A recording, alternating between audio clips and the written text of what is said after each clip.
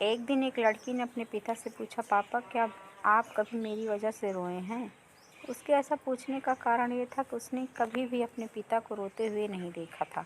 इस सवाल के जवाब में पिता ने कहा, हाँ, एक बार ऐसा कुछ हुआ था जब तुम्हारी वजह से मैं रोया था। यह सुनकर लड़की उस बात को जानने के लिए उत्सुक हो गई कि आखिर वह क्या बात थी जिसने उसके पिता को रुला दिया था।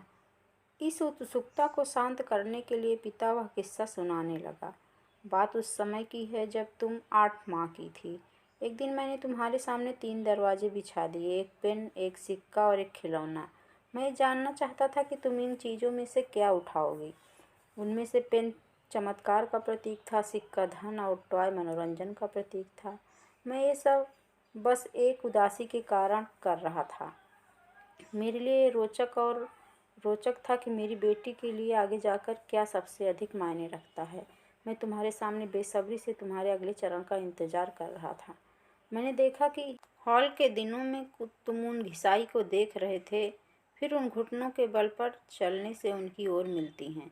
जब मैंने आगे बढ़ते हुए देखा तो मेरी निराशा मानो रुक गई, लेकिन अगले ही पल उन सभी घिसों को अपने हाथ से एक तरफ हटा दिया और आगे बढ़कर मेरी गोद में चले गए। बस वही वो पल था जब मेरा दिल भर आया था और मैं तुमसे रोया था। यह सुनकर लड़की की आंखों में भी आंसू आ गए।